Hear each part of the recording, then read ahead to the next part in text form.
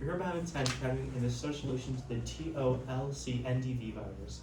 There are two different parts to our solution. The first part of our solution would be to work with the USDA representative and promote the use of plastic mulches on farms. This would help promote predators of the whiteflies and cause a decrease in the numbers while giving us time to fully develop our solution.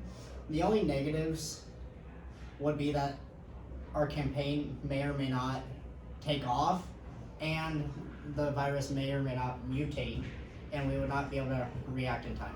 And some further challenges that we could see with part one of our solution was farmers being unwilling to change or being a little hesitant to it. So working with them closely would be a good part of kind of promoting that throughout the United States. Now for part two of our solution, we know we wanted to use the resources we had available to us. That meant working with the plant breeder to self-breed the dominant C. moscato plant. That way we could create a more full and complete dominant genotype that does trait for disease resistance. Then that would give us the ultimate goal of typing the dominant plant that we just created and then breeding it with the C. maximo and the C. pepo plants to then create disease resistance of those plants in the dominant form. Now some challenges that we could see with this are the genotype is unknown for the C. moscato plants, which means we could create some plants that have unknown genotypes or that could cause breeding that's a little unknown and would be lengthy, but is the best solution in the short term. After the dominant gene has been used in the crops, we'll begin breeding with the recessive gene to make a more long-term solution. We will breed all three plants to be recessive. Once they are all recessive, they should have full resistance to the virus.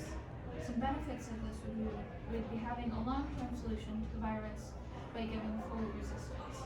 The benefit would be that we could not be damaging ecosystem or harming pollinators.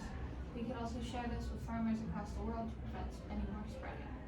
We felt that using the scientific method throughout our overall process of developing a solution was important, so we started with the question, how can we stop TOLCNDV from spreading? And then we moved on to research. Using the research provided and additional research to go over cost and overall time, we moved on to a hypothesis, and we decided that breeding the dominant gene will cause initial resistance to the virus. After this, we would test in the lab to see if the possible solutions have the results we are expecting, and if they do, we can move on to data, which will help us conclude how long this overall project would take. If anything goes wrong during testing or the project is going to take too long, we can adapt to see if there's any changes we can make to cut back on time. Then, once we have a final solution and everything's effective, we can move on to conclusion.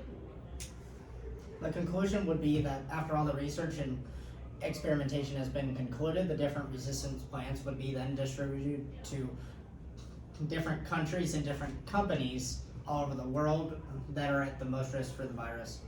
Thank you.